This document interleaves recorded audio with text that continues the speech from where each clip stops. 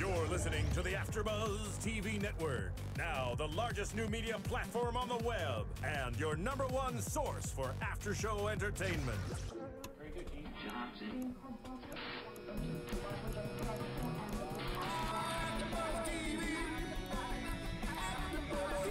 The AfterBuzz Studios in Los Angeles, California, presented by Maria Menounos and streaming live thanks to Akamai Technologies. This is AfterBuzz TV's Agents of S.H.I.E.L.D. After Show. We'll break down tonight's episode and get you all the latest news and gossip. And now, another post-game wrap-up show for your favorite TV show. It's AfterBuzz TV's Agents of S.H.I.E.L.D. After Show. Hey there, Agents of S.H.I.E.L.D. fans. We are here doing another AfterBuzz TV after show for Marvel's Agents of S.H.I.E.L.D. This is episode 105, The Girl in the Flower Dress. I am Matt Lieberman, and joining me tonight on the panel is the lovely and talented Miss Megan Salinas. Hi there, Matt. Hey, thank you for joining us. Unfortunately, Kristen Carroll could not make it here tonight. We miss her, and she will be back next week, but you will be staying for the rest of the season, I hope. Here's hoping, if you guys will have me. All right. I would definitely have you here on the panel. Thank you for joining us. Okay, before we say anything else, last week, I think as a fandom, we all let out a collective sigh of despair because it was not as good an episode as the week before it, and we were worried, was our time being wasted? Had all been lost?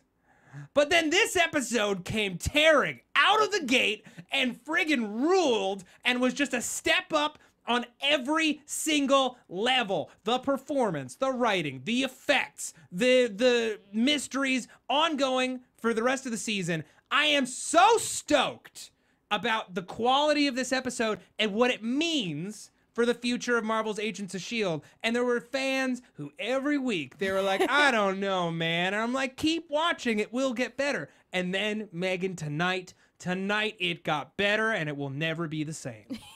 This was definitely a turning point. I agree 100% that this is the episode where I'm finally like, all right, here we go. We finally hit the ground running. Right. I don't feel like I'm making a time investment. I feel like, oh, great, a time for this show that I really love to watch. Yeah, we've gotten so spoiled with binge watching and everything like that. You know, we forget almost what it's like to have to wait a little bit for a show to get going because you're used to just waiting a couple hours as opposed to several weeks. Totally. And especially like the majority of Joss Whedon shows, or Joss Whedon produced shows, because he's not on the ground with this one, but they're mostly cult shows, and a lot of us found them later on. Exactly. And Firefly. Exactly. And with Firefly, you know, it's only 14 episodes, and you power through them, and it's like, but I want more. And that one, while that one was, you know, pretty brilliant right out of the box, you know, Dollhouse took like a whole season to write that ship.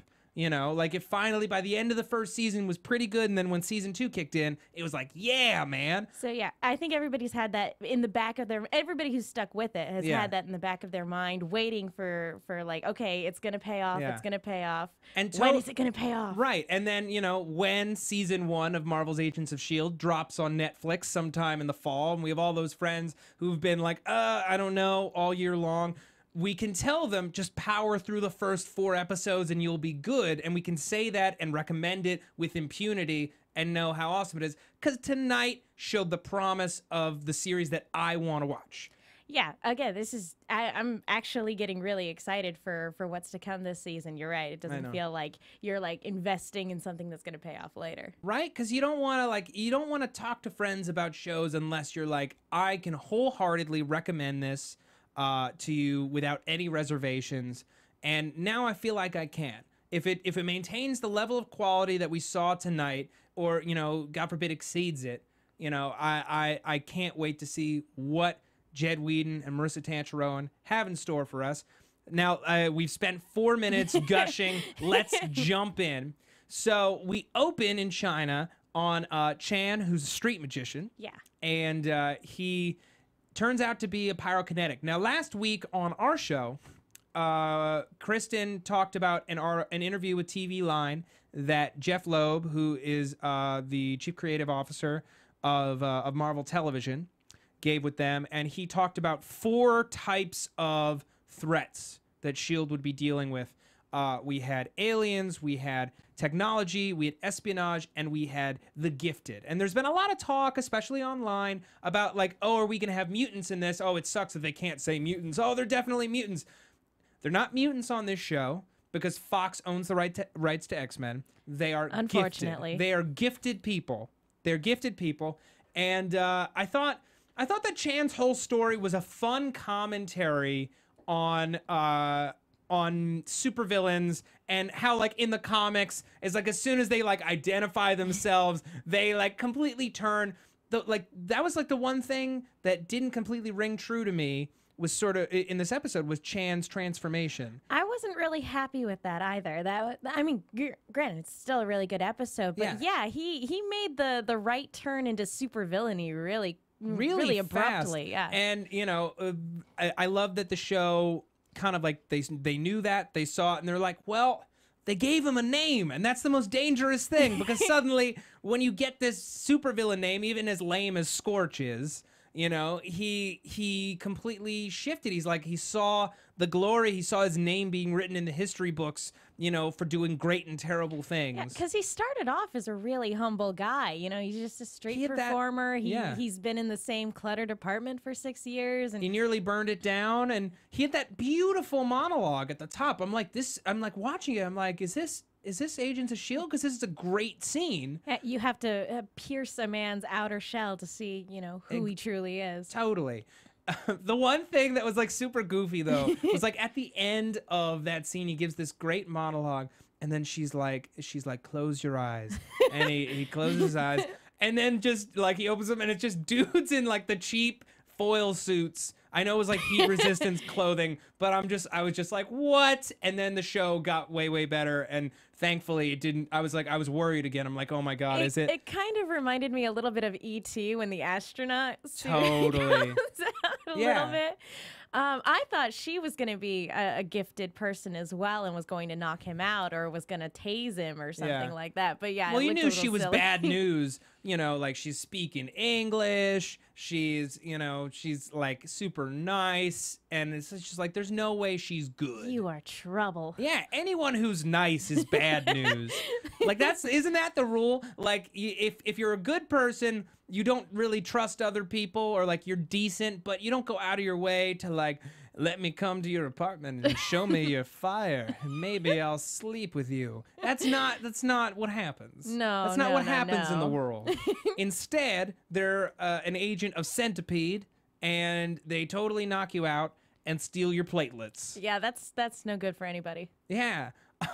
So he's in this facility, and he's like, I'm totally gonna leave. And she's like, you can leave, but if you stay, I'll give you ultimate power. He's like, ultimate power? I don't know, man. I'm just a guy. I'm just a guy who loves Houdini. And she's like, or you could be Scorch. Of all the names to get him to turn around, it's like, it's growing on me. Well, yeah, I know, but it's like all the good fire names in the comics are already taken. You know, you got Pyro, you got the Human Torch. And even, I think there's a Scorch in DC. I think Scorch is a Superman villain, actually. Oh, man. I hope not. Well, like in the Superman animated series, they had Volcana, who like rocks, but that's a completely different universe. We're not talking about that. Would he have turned around for you can be the lit match?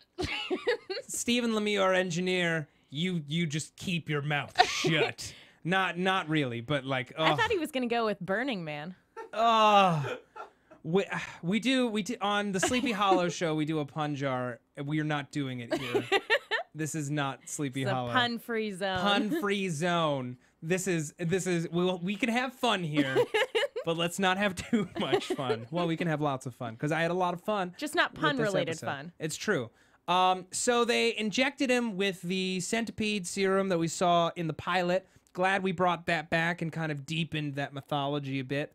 You know, as we recall, it is the super soldier serum mixed with like Bruce Banner's gamma radiation and some extremis thrown in for good measure. Yeah, 'cause it sounds like a really bad Molotov cocktail. Oh, totally.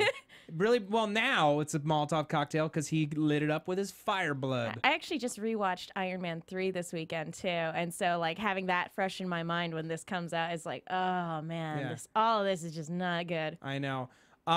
this is and isn't jumping ahead because we're talking about everything that happened in this headquarters before we jump to our characters, who all had, most of whom had big advancements this week. But how sweet was it when Coulson was like, I don't want to hurt you, but we have to. Melinda injects him with double centipede, and then Miles, douchebag Miles, who we're gonna refer to him as forever because he's a douche, redirects the explosion up through the roof. Super cool. Love that part of the episode. I loved the way that was executed. I do think I thought it was such a bummer considering, Chan started off as such a good guy. Right. I hated that was the way it ended for him. But at the same time, if you're going to off a supervillain who has the nerve to call himself Scorch, do it. Do it. That's not a bad way to go. Yeah, totally. I just want to talk really quickly before we move on about iTunes. Guys, thank you so much for reaching out to us on iTunes, on the YouTube, on the Twitter. We love having a conversation with fans of the show and maintaining it week to week. And the one thing that you can do to help us is to go to iTunes, slap us with a 5-star rating, let our bosses know how much you like the show. It helps keep us searchable. It helps them know that our fans are motivated and engaged and that we're doing a great job. We actually had a fan on YouTube this week. He said, hey man, I don't have iTunes. How can I help the show? Well, I'm gonna tell you this. His name is Chigawap. That's his name on the YouTube. I don't know if that is his real name. If it is, kudos. It's better than Scorch. What you can do is you can send an email to info@AfterBuzzTV.com. You can put the subject line, Marvel's Agents of S.H.I.E.L.D. kicks butt, or something like that, and let them know how much you love us and you love our show and you want to see guests and all kinds of cool stuff. We have some great stuff planned for mid-season and into the future. Help us make that a reality. Sweet. Okay, so let's jump in. Skye's story. We were talking before we came on the air tonight. We were concerned that, the reveal of her connection with the Rising Tide and what she's actually up to at S.H.I.E.L.D. would be dragged out for several episodes. Not so. I'm so glad that they didn't take that route because it's just a waste of time. It really is. I'm so glad that they just brought it to the forefront, addressed it right now, and made it a confrontation right now. Exactly, and it makes her relationship with every member of the team that much more complicated because they're just starting to trust her when they find out that Chan's been taken and that he was on the list. There's a list of things and people with superpowers, which is a great plot device for the show. And I want to know, they say the list isn't that long. I want to know just how long this list is, who's on it. I assume Thor and Thor's hammer at the top of the list. But I like the idea of the list. It's been hacked by Rising Tide by this guy Miles, who is apparently Skye's ex-boyfriend, or kind of current boyfriend, on and off again, who taught her everything she knows about hacking and got her involved in the hacking lifestyle, got her into Rising Tide, and he sold this information for $1 million. For such a smart guy, he makes some really dumb decisions. Prick! He is, though, right? Because he has the nerve to, get Skye to sleep with him, and then all the while lying about the money, which then he then says is it could have floated us forever. We could have, had our lifestyle forever. Why do we have to be poor just to be, good for the world? I'm like, F you, man. Yeah, it's just... Yeah, so hypocritical. And just the fact that he imposed, not necessarily imposed, but you can definitely tell that Skye gets a lot of her ideals from her conversations with him and them Totally. having this relationship together. And just the fact that he it's all talk, it's all BS. It's just ugh. And it's got to be crushing for her, She's she sacrificed so much. She was living out of a van for Rising Tide and for those ideals that he had preached to her so many times. Now you're making fun of her van? Yeah. What the hell? You're making fun of my van now? Whoa. Pump the brakes. Let me reverse that sex we had. Let me roll it back up and throw it away. Wait a second. You're making fun of my van? That is family. You just crossed a line. You crossed a line that you can't uncross, no matter how sculpted your sexy beard is. Yeah. was kind of cute. It was a little grungy, but he was pretty cute. Hey, it's hacker chic. That's hacker true. chic. He's got to be a little grungy. He's got to have edge. I like that he did it from a coffee shop too. Oh, totally. And that was a pretty nifty trick, actually. And it's very interesting, you know, the idea that he is capable of doing all the stuff that he does. You know, with a click of a button, he was able to lose Coulson in a high-speed, you know, pursuit. That's impressive. Oh, totally. He's a D-bag, but that was impressive. And the fact that he was the one that rerouted the explosion to the roof, they're going to bring him back. Well, he's got that secret S.H.I.E.L.D. does anything bracelet tracker on now. So, you know, they can find him wherever he is, and they can probably summon him wherever he is. If he crosses them, then he'll never be able to touch a piece of electronics ever again, according to them. So yeah, he could definitely come back, and I see him coming back as a potential conflict inducer between her and Ward, and that's why he has a grungy beard to differentiate him from Soldier Boy Ward, who, like, they were getting cozy with their battleship, and she was, you know, he cracking through his shell a little bit. He gave her a compliment, and he gave her a compliment, a comment, and a smile. It's not a smile. It's just relaxing. Yeah. He's off the clock. He's off the clock. Ward is such an interesting character to me. We talked last week a little bit about, you know, what we think about his past, and that he's not very comfortable around people. He's probably awkward growing up. And the reason why he became this, like, super fit, super powerful Superman kind of soldier guy is because it's easier for him to be strong than to be, you know, weak socially and be picked on, probably. I mean, we don't know this to be true. Well, one of the things that they said in, you know, Captain America was that a weak man knows the value of strength. It's true. And so, I was listening to your guys' episode and thinking about that, and absolutely right. If he was really weak growing up, then definitely as he grows up and becomes this, you know, soldier for S.H.I.E.L.D., he would definitely understand that, you know, there is a certain amount of responsibility that comes with this. And yeah, I could definitely see that maybe alienating him a little bit, you know, just the fact how he grew up. Yeah, and I think it makes it all the more heartbreaking to learn that Skye has betrayed him, because he's teaching her to have that strength for herself. You know what I mean? I think he identified with her a lot when they were kind of comparing backstories the last couple of episodes. You know, she's kind of got a broken past too. She's a misfit.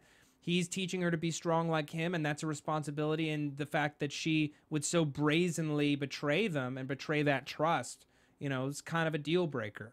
Hopefully not for long, because, you know, we're shipping them a little bit. We're pulling for the couple. Why not? I love happy endings, and you know, they have a ship so will name they. yet? Let's Skyward? Skyward, you know, but scored, scarred. Sounds a little too much like Scorch. I don't like that. Why? We'll just call them Why. Why? That's every couple. That's every couple in every show. Why? No. I mean, some of them make sense, and some of them wind up happy on some shows. Maybe not this show. It remains to be seen. We'll see. I'm pulling for them, though. I'm rooting for it. Yeah. So let's talk a little bit about Skye's backstory. We learn at the end of the episode that, and also that device that that Miles used to lose Coulson, it had the same kind of like text style and black screen that her communication in a couple episodes ago had when she said that she was in. So I'm gonna just say right here and now that was her communicating with Miles and not, you know, infiltrating for Rising Tide. Yeah, I think this this sort of makes it clear that, you know, even though she did have all these ideals and that maybe that was her part of her intention, her main motive wasn't that. Her main motive was personal. Yes, to find out who her parents were and what happened to them, because all she has of her past is a redacted document, redacted by S.H.I.E.L.D. from the St. Agnes Orphanage. And someone asked, Ryan Witallison asked me on Twitter. He's a guy who watches the show, watches a few of the shows. Thank you for being an awesome viewer. He asked me, you know, do you think that Skye is an established Marvel character with a different backstory? That's actually not a bad theory, because there are tons and tons and tons of people that, you know, that they can play with in the Marvel world that a lot of times are unsung heroes in the Marvel universe. It's true. And, you know, if we're getting like deep into comics, the Marvel movie universe, which this is a part of, is considered universe number 199,999. It is the farthest flung from the majority of the universes. So technically, you could play with anyone in that world who is not a mutant, and Or Spider-Man. or Spider-Man, or a Spider-Man villain, Or the Fantastic Four. or the Fantastic Ghost Four, Rider. or Ghost Rider, but now Daredevil. I don't think Skye is Daredevil, but you can play with the majority of those people, and it could be, I don't know. Hacker by day. Yeah, hacker Lawyer by day, night. lawyer by night, and then Daredevil in dreams.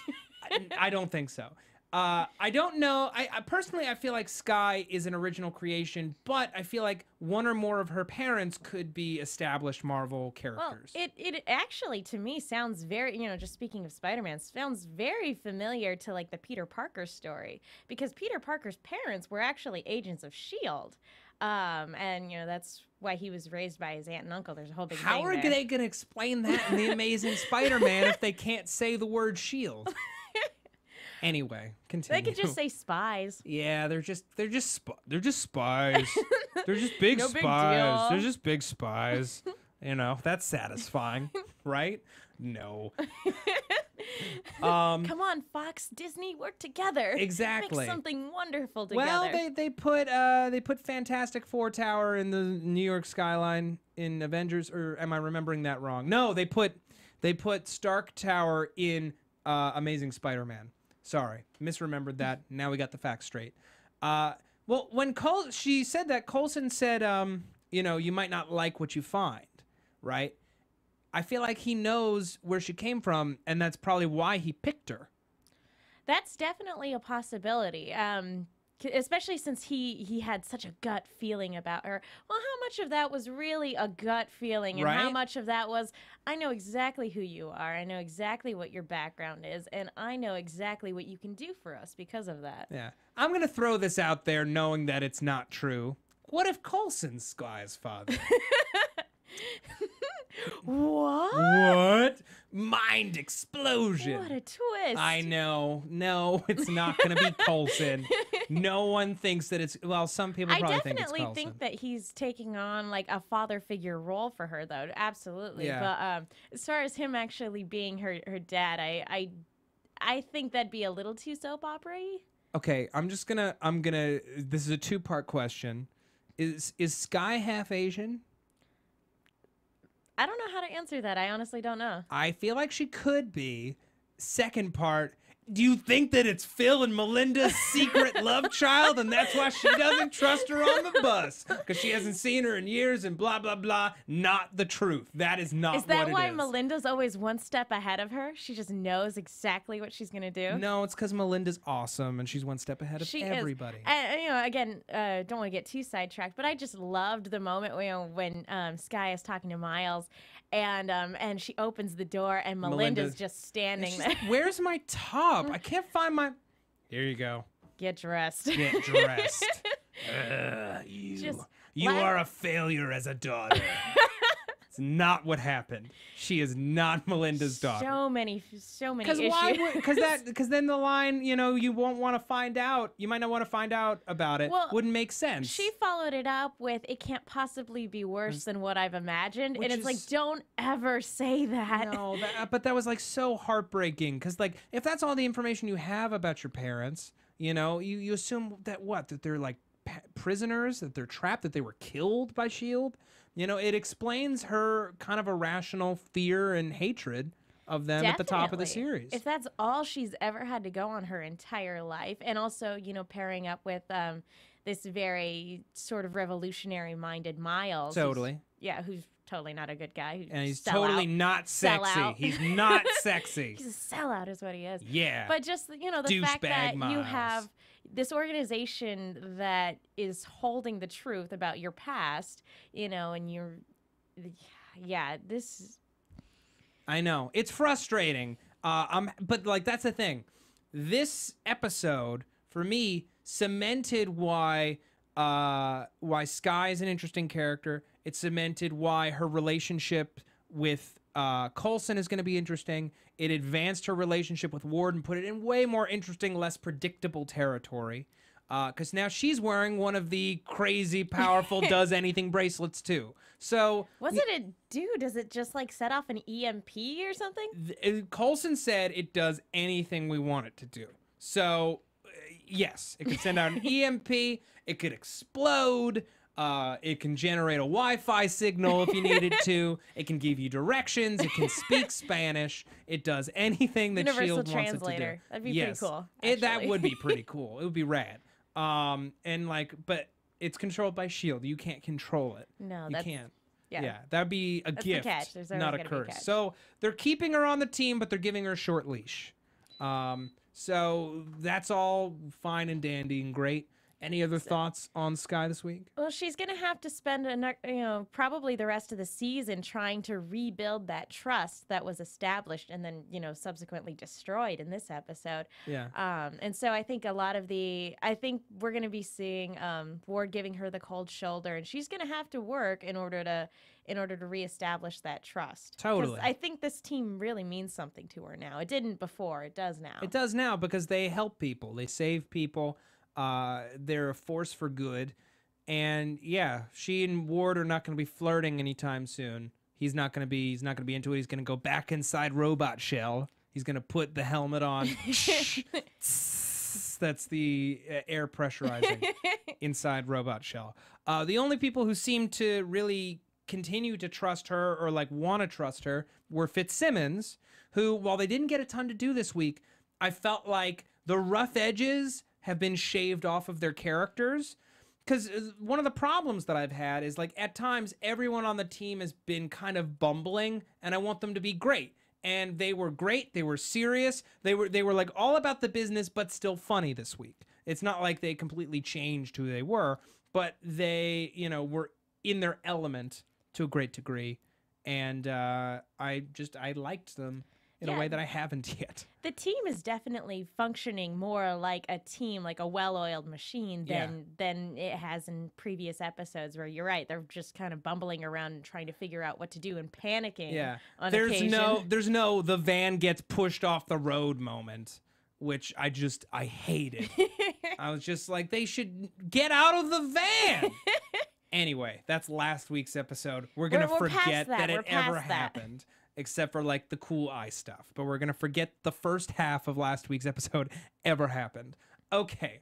So Coulson, he's kind of reeling from this revelation that Skye was working for Rising Tide and that she had betrayed them. He'd gone with his gut and he thought he could trust his gut. And now that trust has been kind of broken, finally he's like kind of showing some feelings, There was a moment at the top of the episode that like got my geek senses all a-tingling when Melinda was like, I heard you up and about before even me. And he's like, I had some energy I had to burn off. And I'm wondering what that means and how much he knows about his own, his own mysterious reappearance. What does that mean? Does he have like actual like energy, like powers? Probably not. A lot of fans reached out on the YouTube this week being like, please don't make him a robot. That would be so boring if he was a robot. I don't think he's a robot. Maybe a cyborg. Not He's actually a Cylon. Spoiler No, alert. he's not a Cylon. That's off the air. Both of those series are off the air. Megan, you're just begging for trouble. Well, I think I don't think robot. I think maybe more clone. Clone, I think, is a lot more. That would be boring too. That would be boring, but it's feasible. I mean, it's Yeah. a theory. Yeah. Again, it's boring, but it's something. I It think is, it's more plausible than robot. and it's still a big deal. And it would be a huge blow to his psyche to find out that he's not the real him, that he's a clone. What would be worse is if he walks into a S.H.I.E.L.D. lab where there's just a dozen Coulson clones in cryo tubes, and that would just like F his shit up permanently. There's no going back from something like that. No, there isn't. That's like a huge trip. And I still believe, like, this week he just got a small sample of suffering and it instantly made him a more interesting character. And I want him to suffer a whole bunch, even though I love him. because he will be a far more interesting character with far more plot material to work with. Well, it was very interesting to see angry Coulson too. Oh, totally. Because we see, we've seen Coulson get betrayed by people in this series before, and we see him stand up for people who everybody else thinks is a traitor. But this is the first time where it's like, ooh, I get chills like listening to Coulson like ream this person out, because he's like, you've been lying to me, you've been lying to my face, ever since I brought you on board and everything like that. So that was like, whoa, like so it will be again, it's going to be very interesting to see how things progress with Skye and the rest of the team. Like, is he going to stop sort of being like fatherly and going to be more like regimented, be like more, okay, no, we're here for business, we have a job to do? Well, last week when he was talking to Akilah, she made it seem like he was more of a taskmaster and a drill sergeant when he was her SO. So I imagine that he's gonna pull back on the tenderness throttle, and he's gonna be far more all about the business, at least where she's concerned. It's gonna take a lot to rebuild her trust, and maybe potentially even more to rebuild Melinda's trust, because she never trusted her in the first place. It's very true. I loved the way Melinda put it too. She's like, if somebody breaks into my house, I'm not gonna invite them to stay. It's true. You don't. You're not like, hey man, if you put down that TV, I'll give you some crumpets. I mean, granted, I don't know why you have crumpets. Although they are delicious. Trader Joe's has crumpets. Although I will tell you, if anybody tried to break into Melinda's house, that problem would never happen again. No. Nope. She would see to that. She would stab them in the heart. With centipede. Yeah, and make them explode. I loved her and Coulson, fighting Scorch and running away from him and like just working as a team. They were great in the field together, they just rocked it, and I'm so stoked. I'm so stoked to be stoked about this show. You know what I mean? Because we put in a month. We put in a whole month, and we got rewarded with a great, great, fun adventure, and it took us all over the world. Okay. Any other points about this week? Like I feel like we burned through so much of it. Burned through? We're scorching through? No! What did we say? We said no puns. We said no puns. It's inescapable. Pun free. Oh. No, I'm really excited of all the stuff that they have going on. I mean, in terms of the threats that were listed off, I'm most interested to see the threat of the gifted.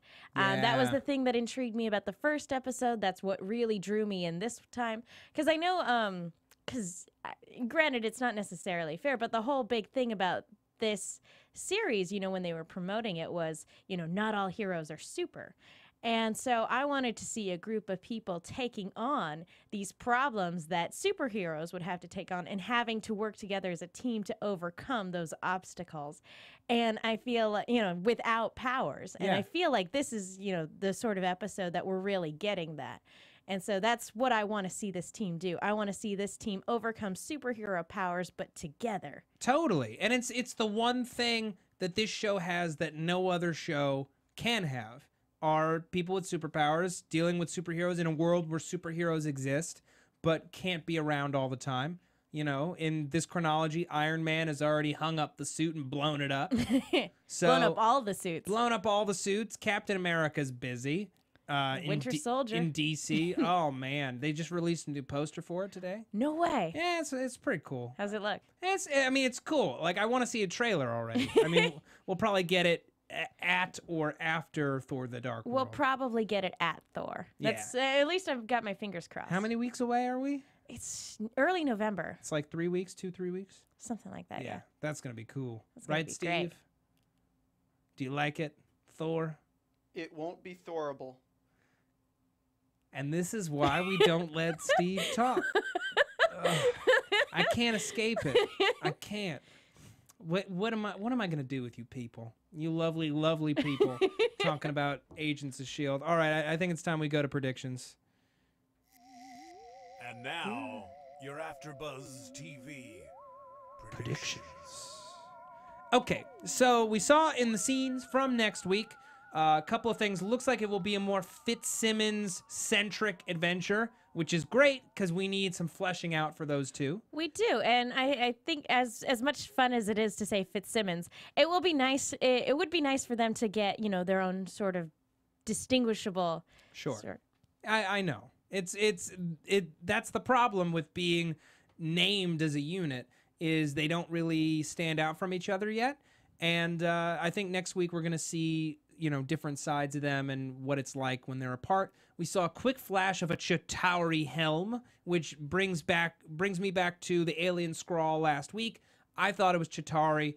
I believe one of the folks on the YouTube thought it was Skrull language, which would be so cool.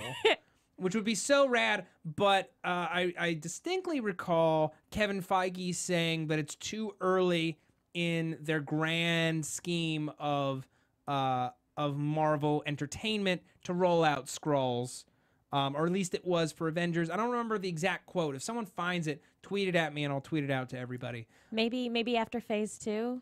Maybe. I feel like that's something you start kind of like dropping hints in Phase 3, and it's like Phase 4 when you start, maybe end of Phase 4 you do Secret Invasion. You know what I mean? Like end of Phase 4 into Phase 5. Oh, I don't know. It's hard to say. Yeah, it would be cool. Any other thoughts on next week's episode? It did look very X-Files, with everything floating, and just seeing Fitz totally distraught for that really quick clip. That makes me really worried for next week. Awesome. Okay, Megan, where can the people find you at home? At The Manguin on Twitter. Okay, and you can find Kristen Carroll, who's not here this week, at Kristen Carroll 13 on Twitter.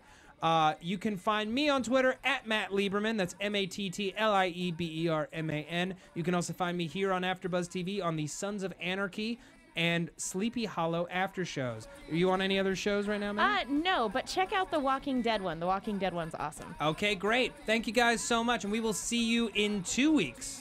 From executive producers Maria Menounos, Kevin Undergaro, Phil Svitek, and the entire AfterBuzz TV staff, we would like to thank you for listening to the AfterBuzz TV network. To watch or listen to other after shows and post comments or questions, be sure to visit AfterBuzzTV.com. I'm Sir Richard Wentworth, and this has been a presentation of AfterBuzz TV. Buzz you later. The views expressed herein are those of the hosts only and do not necessarily reflect the views of AfterBuzz TV or its owners or principals.